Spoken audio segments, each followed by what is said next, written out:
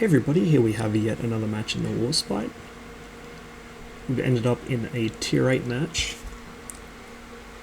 with quite a few tier 8s in it actually, on both teams, on the Islands of Ice map. This is probably the most common map to get in higher tiers.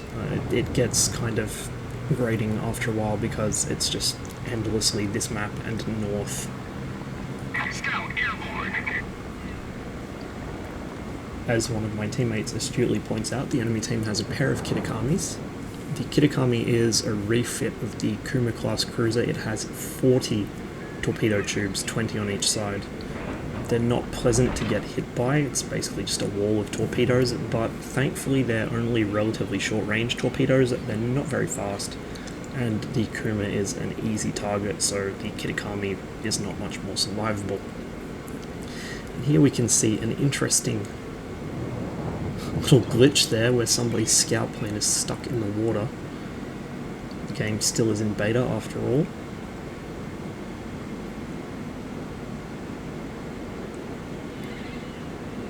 And as usual, I'm just keeping my eyes and my turrets fixed across the icebergs towards where the enemy battleships are probably going to be spawning in.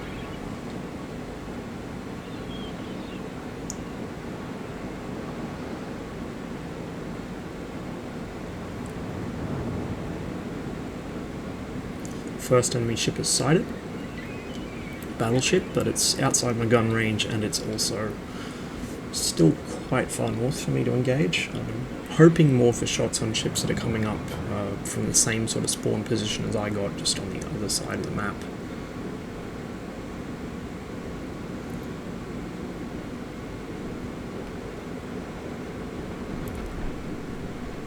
Finally, a battleship spotted coming into range, and it's an Amagi. He's heading more or less straight towards us, but obviously he's still behind the icebergs, and as well as that, he's quite a bit more seriously armed than we are.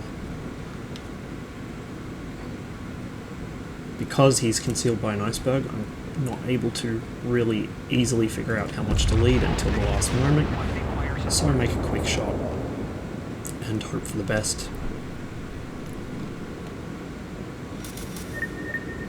The shots are a little bit long, a couple of them graze his superstructure, but only minimal damage. Meanwhile, the enemy Fuso is, well, both enemy Fusos are just outside my range to my northeast. Take a big hit there from the Amagi, that's what I was worried about.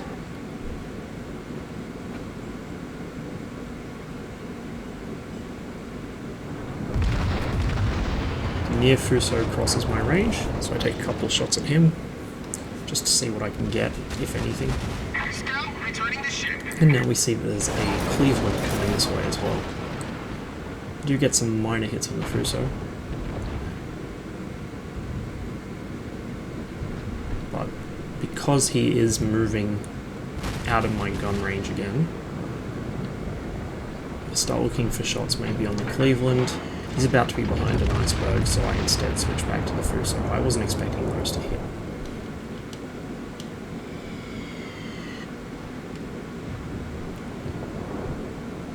Funnily enough, they actually do.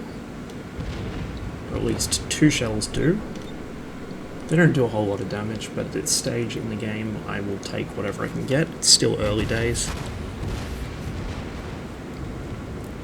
The Amagi is moving through the ice field. Now that would normally be suicide, but luckily for him our destroyer has got the north spawn, and our cruisers are also moving north. In fact, absolutely nobody has stayed to cover the ice field, which wasn't really my job, so I'm not going to say that I should have done it. Really, we should have had a destroyer or some cruisers down there. Battleships aren't suited to that kind of area at all. Quickly glance over to my left to see what's going on there. Not much, as it turns out.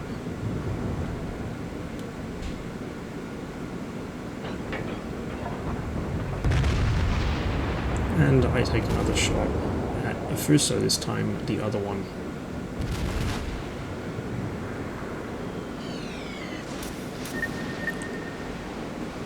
Get two very small hits there. Sorry if the frame rate's chugging a bit.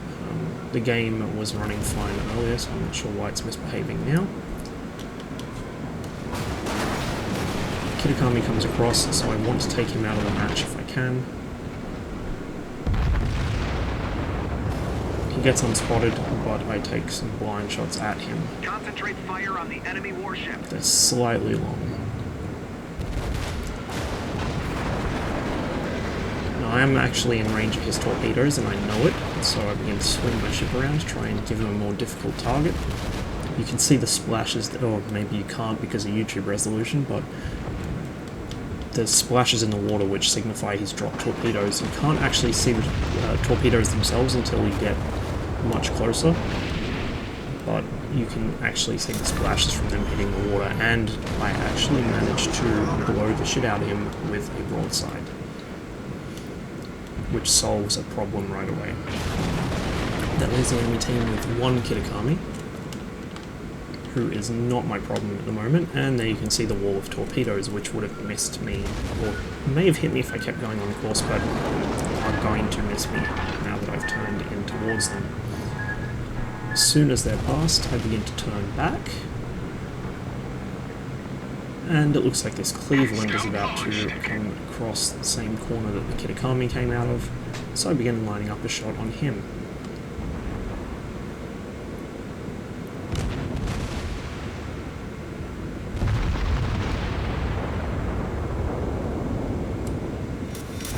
And another good broadside. Attention, reporting the target position. Now this Fuso is going to be a big problem for me. He might not have big guns, well, relatively speaking. He has 14 inches compared to the Warspite's 15 inches, but he has a lot of them. 6 twin turrets, that's 12 guns, compared to my 8 15-inch guns. He also outranges me, and has quite a bit more hit points than me.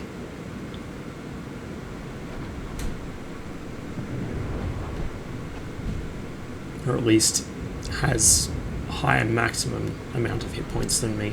At the moment he does have more than me overall as well, but in any case he does have the upper hand in this fight. My main advantage is my maneuverability.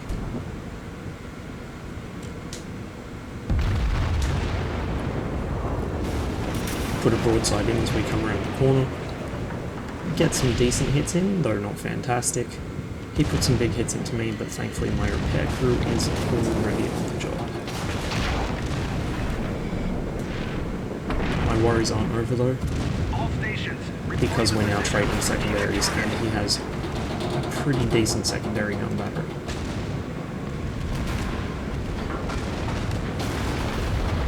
Put out another broadside. I'm starting to get desperate here, but thankfully I'm able to put some shells into what was probably his forward magazine, which knocks a lot of health off him and makes things significantly more even.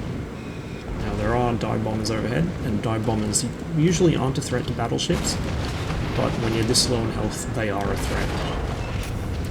Thankfully, they don't blow me up in one hit, and they also don't even set me on fire, which gives me the chance I need to put another broadside into the Fuso, although somebody else actually gets the kill. I still have a problem though, which is this pair of torpedo bomber squadrons hanging around me. And the fact that I'm an easy target, even though I am in a Warspite, and I am very, very maneuverable. I am crippled, and I'm just coming out of the fight, so I'm not really paying the most attention, shall we say. Thankfully the first spread just misses me across the bow.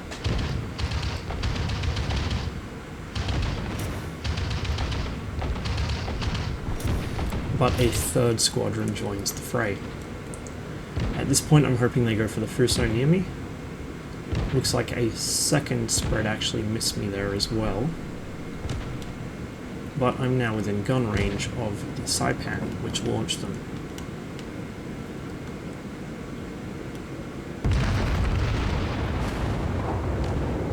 And side to side to get a little bit of my own back, and you can see the Lex is just around the corner. The Lexington is still launching torpedo bombers, and they don't have very far to go. I spot them a little too late.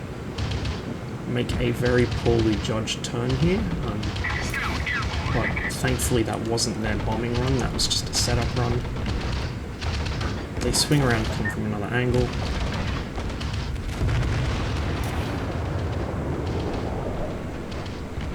And it gives me a chance to get another salvo off into the sideband, which finishes it. It's now just the Lexington left on the enemy team. And I've managed to just survive this match by the skin of my teeth. With 3 kills, 2 of them being cruisers that had a very unceremonious end, and then also that saipan. I wasn't really working on battleships as much as I would usually like to in this match. Typically I try and avoid engaging cruisers and carriers and will work on battleships instead if I am in a battleship, but in some situations it's just not practicable, especially in a warspite where you don't have the range and you're fighting Fusos and Amagis that do have the range. Another torpedo bomber squadron heads out from the Lexington.